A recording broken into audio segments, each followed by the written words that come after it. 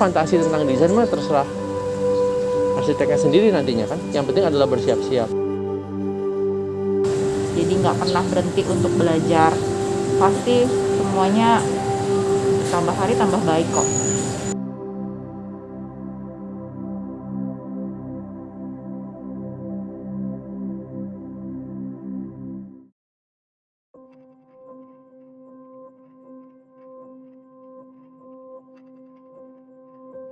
Kalau dari penglihatan saya ya selama kerja sama Riko, deket di samping juga tiap hari.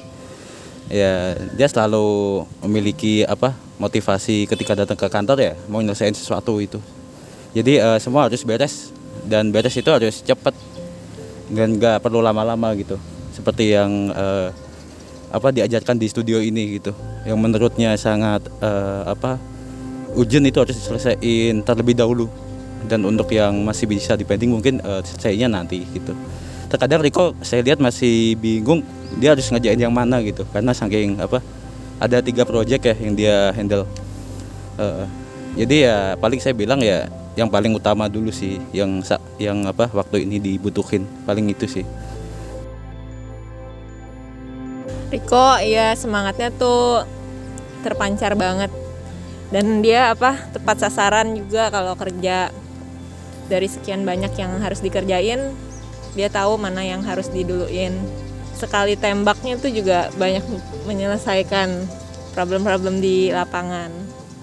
Dan banyak benchmark yang dari Riko juga kan, kayak pengalaman-pengalaman di Bukit Golf Wing yang problematik gitu, itu bisa kita terapin ke proyek-proyek yang ke depan yang belum jadi gitu. Jadi bisa antisipasi duluan. Sebenarnya gue dulu pas sebelum masuk juga kerjanya lama gitu. Dulu sempat dengar juga dari Karets yang dulu open house-nya Dancer House gitu kan, yang bilang cara paling gampang belajar yang ngikutin cara orang gitu kan. Nah kalau gue sih ngikutin caranya kayak Erik, cara dianya bekerja gitu. Jadi kayak kayak ngikutin kayak Erik lah, cara kerjanya gimana gitu kan. Jadi kadang-kadang ya kayak Erik kan orangnya nge-push gitu kan. Kadang-kadang ya kita juga agak pernah kayak satu momen gitu, kayak Erik ada satu kerjaan di-push gitu kan. Terus nggak lama kemudian di-push lagi, loh ini yang mau yang dikerjain yang mana gitu kan, kayak ini kok di-push terus. Tapi ternyata dia sistem kerjanya gitu, dan gue coba ngikutin kayak Erik sih. Jadi kayak kerjanya tuh harus cepat gitu, ada deadline-nya, waktunya berapa, 3 jam, ya lu ngerjainnya 2 jam gitu. Itu sih, jadi kayak gue selalu mentransformasi kayak kayak Erik tuh kayak gini nih, gue harus kayak gini, gue harus bisa lebih cepat daripada dia gitu kan. Kadang-kadang sih ya mungkin kayak Erik juga ngikutin Karik juga gitu, jadi kayak mental gitu kan, jadi ilmunya nyerap gitu kan, kayak gitu sih. Jadi ya gitu, jadi pelajaran paling gampang ya kita ngikutin orang, tapi balik lagi gitu kayak kalau ada yang bagusnya kita tiru gitu, tapi kalau nggak bagus ya jangan ditiru. Nah salah satu yang gue terapin itu sih ya kecepatannya itu sih. Jadi kerjanya jadi nggak lewat 2 hari gitu, sehari. Kalau bisa sehari selesai gitu kan, selesai enak gitu ya pekerjaan itu sih. Ya gue senang gitu, bisa semangat gitu ya karena bersyukur sih. Jadi ketika bersyukur tuh nafas jadi panjang gitu kan.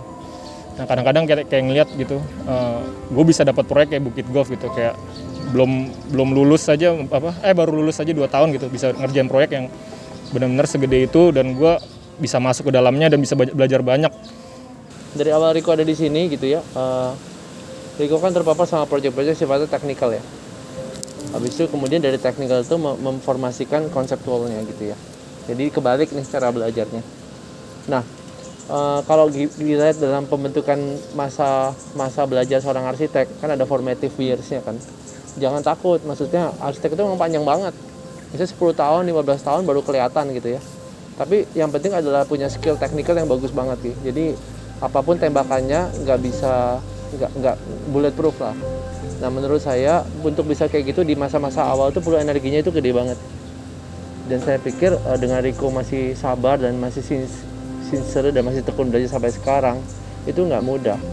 Biasanya orang kalau di studio itu kan perjalanannya kan bikin konsep dulu, habis itu nyemplung ke construction drawing, baru masuk ke site supervision ya. Coba kadang-kadang ada juga ya belajar yang kebalik gitu. Justru malah arsitek-arsitek yang bagus-bagus itu banyak yang belajarnya kebalik gitu. Jadi karena punya kakinya itu kuat banget di lapangan, jadi dia bisa mengeksekusi beberapa detail dan bentuk apapun pendekatan desain yang menurut orang itu nggak bisa gitu. Nah sisanya fantasi tentang desain mah terserah arsiteknya sendiri nantinya kan. Yang penting adalah bersiap-siap. Nah maksud saya Riko ini yang pertama dari dirinya sendiri punya upbringing itu bagus banget, asuhan dari keluarganya ya. Jadi punya pancaran ya yang kayaknya udah apa adanya gitu kalau kamu pengen belajar gitu. Malah testimonial sedikit dari para advisor sebenarnya memilih beberapa orang gitu untuk bisa dijadikan partner kerja, dan salah satunya adalah Riko, keluar namanya. Cuma sesimpel waktu lagi nggak ada pretentious, nggak ada tension apa-apa, orangnya datang dan nanya gitu, dan orangnya kemudian menyambut gitu, dan sampai pagi-pagi pun ada. Dan percaya atau enggak, para advisor ngasih tahu saya, just kamu sampai di situ, telepon dan WA. Nah kadang-kadang kita mikir ya, gue kalau melakukan sesuatu kayak harus dilihat gitu kan. Sebenarnya nggak juga, orang lain pasti lihat sih. Yang penting adalah tulus dan berprogres saja. Jadinya Riko masuk ke postingan yang benar-benar bisa dipercaya, terutama oleh para pengawas ya, para advisor. Nah gitu. Yang kedua yang dari teman-teman sendiri, sebenarnya menurut saya Riko memposisikan dirinya sih untuk menyambung pengetahuannya ke satu dengan yang lain. Jadi kalau ngasih tahu ke Riko pasti nyebarnya banyak ke yang lain-lain sih. Jadi seperti memang orangnya memang senang bersosialisasi sih juga kalau saya lihat. Jadi ya kadang-kadang memang perlu dilanjutkan gitu supaya yang disosialisasikan sebenarnya ya ilmu itu yang bagusnya sih menurut saya seharusnya bisa jadi dosen ya. Semoga saya doakan Riko bisa jadi, nggak harus jadi dosen tapi orang yang bisa ngajarin ya, jadi posisi apapun itu, karena memang tulus sih buat ngajarin orang sih menurut saya, dan dia dapat energi dari itu.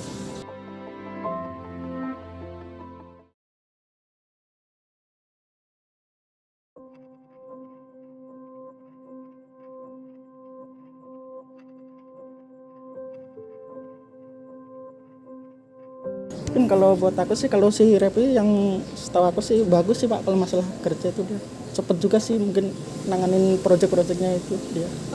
Terus untuk kalau di ruangan sih suka bercanda kita itu di dalam tuh, jadi nggak terlalu ini banget gitu kan, jadi enak gitu kerjanya tuh, kayak gitu sih mungkin. Dengan sama-sama kita bergabung di sini, makin banyak kita belajar, makin banyak proyek juga bertambah, makin cepat juga kita beradaptasi, tetap bisa saling bekerja sama, saling membantu, saling mengingatkan sih. Intinya sih seperti itu, biar kita sama-sama berkembang juga. Dari aku kerjasamanya cukup baik dan lebih teliti lagi aja. Udah itu aja. Benar-benar banyak terima kasih sih, karena dari awal masuk sini aku belum benar-benar nggak ngerti yang sampai ngedetail, sekarang bisa ngerti sampai detail, dikasih kepercayaan yang besar. Makasih Bu Edith Karel. Kita di Guha ini nggak pernah berhenti untuk belajar, karena semua yang ada di sini, event Guha aja tiap hari berkembang, ada tambahan ini, ada tambahan itu, nggak pernah selesai gitu loh. Begitu juga dengan kalian, kita semua di sini, selama kalian masih mau belajar pasti bisa maju, pasti bisa berkembang. Jadi nggak pernah saya atau Karel menyalahkan ini kekurangan kamu di sini, kamu gini-gini, kita nggak pernah, karena memang kesempurnaan cuma punya yang di atas, kita semua nggak ada yang sempurna. Itu sebabnya kita perlu belajar. Untuk belajar kita butuh orang lain, kanan, kiri, depan, belakang, belajar untuk jadi lebih perfect. Karena nggak ada, sampai kapanpun, sampai tua sekalipun nggak ada yang sempurna. Ya, selama kita masih bisa menolerin apa yang kekurangan, kita bisa saling mengisi. Itu gunanya kita bekerja sama. Kekurangan Revi di sini bisa diperbaikin, mungkin ketemu sama Kiskis, bisa diperbaikin ketemu sama Meme, ketemu sama Nurul, ketemu sama Pak ketemu sama Karolin atau Putri, pasti ketemu. Setidaknya kita ngasih yang terbaik untuk owner-owner kita, tapi yang di dalam ya kita belajar lagi. Jangan pernah berhenti untuk berkembang. orang-orang yang nggak mau berkembang itu nggak akan ada kemajuan. Tuh, jadi semua belajar, kita di sini belajar untuk mengenal sifat satu sama lain, belajar untuk mentolerin satu sama lain, tapi jangan lupa untuk menghormati satu sama lain. Makanya saya mengingatkan kembali di sini, kita semua belajar dengan emosi yang stabil. Tidak ada yang marah-marah karena kita di sini belajar, tidak ada yang sempurna. Even saya juga tidak sempurna. Kalau dari saya sih, kalau lihat Revi kan dari tahun 2016 ada gabung di sini. Dulu kan masih zaman probation, sampai sekarang pace-nya kan kalau menurut saya cepet banget. Dan saya sering lihat Revi, Yonan kok kayak nggak ada kerjaan ya, saya bilang. Lo itu bener-bener gak ada kerjaan atau saya kan tanya sempat dulu ya, kamu tuh kerjaan udah beres, Rev? Udah, kata gitu. Coba saya pengen lihat kerjaannya, dan saya udah lihat sih kerjanya beres sih. Saya berulang kali habis itu berapa minggu lagi saya coba lihat lagi, habis itu nongkrong-nongkrong aja gitu. Lu udah beres? Udah, kerjanya udah beres. Yang lainnya kayak kena apa, waktu itu zaman rating kamu ya, itu kayak kena deburan ombak ya, pontang-panting gitu. Ini anak kayak petantang-petenteng di sini ketawa-ketawa aja gitu, kayak effortless aja sih. Tapi pikiran saya pada waktu itu, saya bilang sama Bu Yudit kan, ini kayak Revi punya satu keunikan gitu. Kenapa? Karena dia speednya itu tinggi, cepet kayak tadi kalian bilang ya. Tapi biasanya kalau cepet speednya tinggi, dia itu pasti banyak yang dia kelewat gitu. Wajar ya. Namanya sprint beda sama maraton ya. Ada orang yang sukanya maraton, ada orang yang sukanya sprint, itu beda sifat. Nah, habis itu Revi saking dia udah kuasainya seperti itu, dia ngambil jurusan PR. Ini namanya public relations, itu kalau saya bilang private communications ya. Nah itu nggak gampang gitu, karena harus berbicara dengan sudut pandang orang lain. Nah begitu kamu bicara dengan sudut pandang orang lain, yang tadinya salah itu, kan misalnya kalau cepat itu pasti kan ada salahnya ya, pasti lubang-lubang gitu dan sebagainya. Kita wajar sebagai manusia, tapi yang menariknya dari Revi itu bisa mereconcile cepat. Itu nggak banyak orang bisa. Reconcile cepat itu misalnya kamu ngelakuin kesalahan nih, kamu tahu stepsnya itu kemana buat kamu nge-clarify itu. Saya sendiri juga nggak luput dari kesalahan ya. Kesalahannya bukan kesalahan prosedural design ya, kalau itu nggak boleh, karena kita dididik kayak dididik sebagai dokter gigi, nggak boleh ada kesalahan. Saya arsitek dididik nggak boleh ada kesalahan sama sekali, kita harus punya proven method ya. Nah, bukan kayak gitu misalnya kita lupa, kita apa gitu kan, kesalahan seperti itu. Kadang-kadang ada aja, misalnya lupa telepon klien dan sebagainya. Revi itu kadang-kadang kalau begitu ada kesalahan tuh reconcile itu tahu jalurnya gimana. Nah, menurut saya kalau sudah tahu begitu, kamu udah punya alat untuk kamu bisa selalu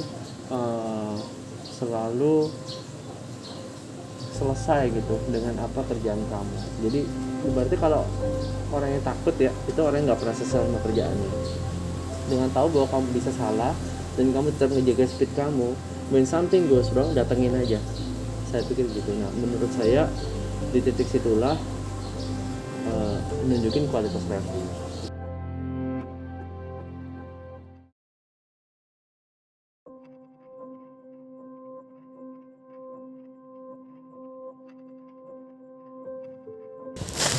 Melihat perkembangan Hanifah dari pertama masuk hingga sekarang itu udah luar biasa jauh sih kalau menurut saya.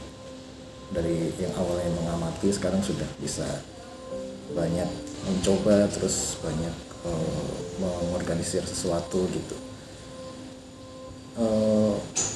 Ya, satu yang memang Hanifah cukup keren itu di dedikasinya terhadap sesuatu. Jadi cukup concern akan suatu pekerjaan dengan baik dan bisa mengorganisir dengan baik juga.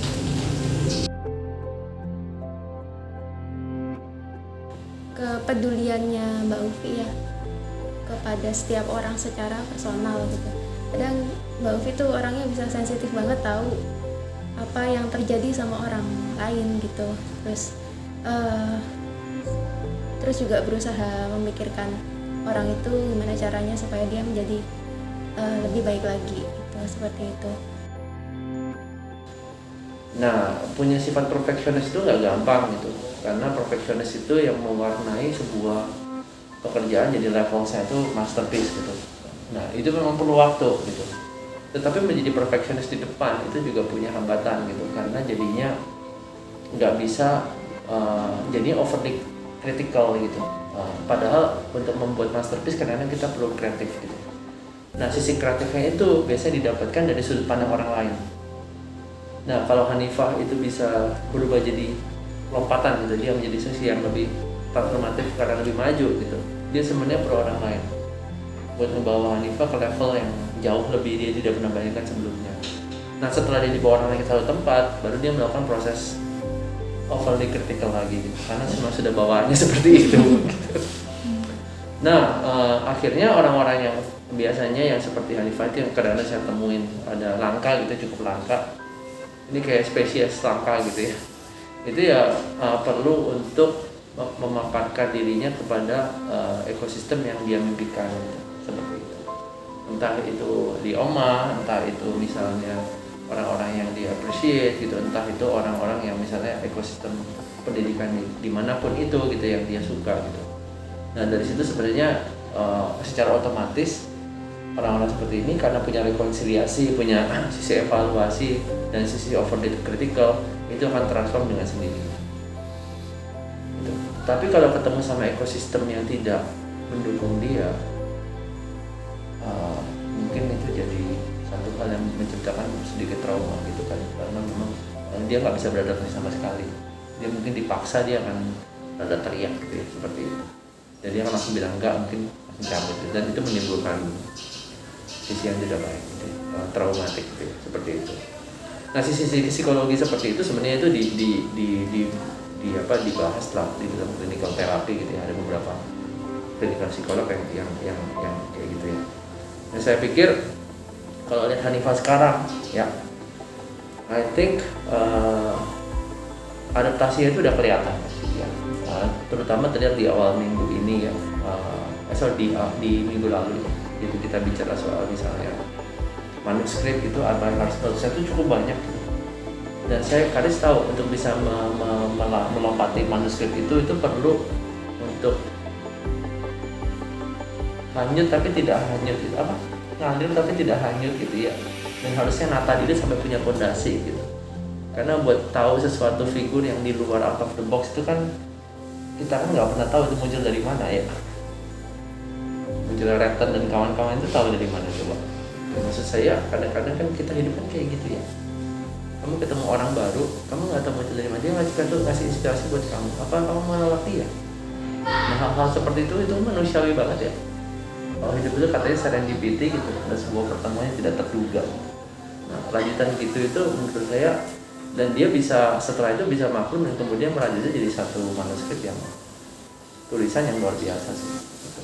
Yang cukup solid, mengalir, indah gitu ya. Dan menurut saya itu saya surprising gitu. Nggak cuma analitik tapi juga punya puitik ya, puitik ya.